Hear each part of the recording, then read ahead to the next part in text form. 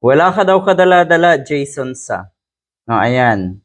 Ang madalas gamitin na itong isang ito na linya, kuno ay meron siyang resource person. Meron daw siyang um, or meron daw nagbigay ng impormasyon sa kanya.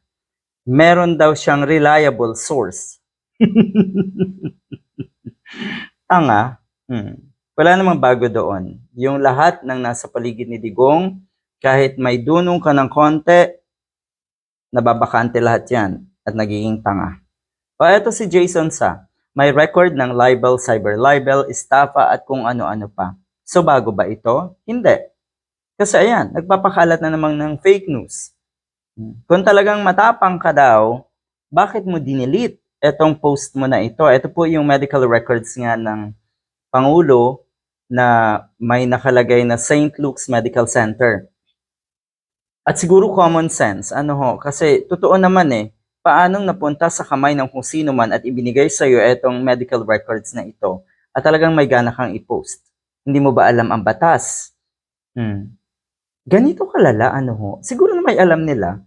Kaya lang pinipilit nilang magpakabobo, magpakatanga para ma-impress sa kanila yung kanilang puon at yung mga tagahanga ng kanilang puon, taga-suporta ng mga Duterte, ng mga diehard. Bakit? Anong gusto mo? Anong rason mo na ikaw ay tatangkilikin ng mga DDS balang araw at ikaw ay maging senador din? In your dreams. Ayan. Dinilit. Etong post nga na ito matapos sumabuking na fake ang medical document na ginamit laban nga kay PBBM.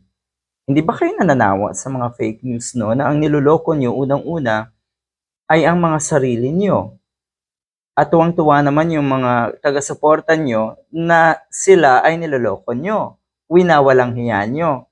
What kind of life? Anong klaseng buhay meron ang mga ganito, Yung mga nasa paligid ni Digong na nabubuhay sa kasinungalingan at kadiliman. Yak!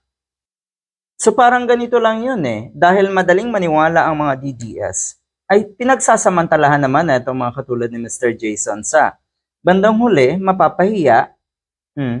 Diba?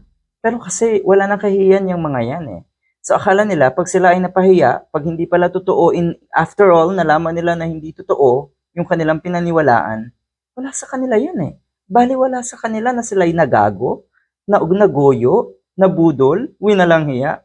Bali wala sa kanila. What a life!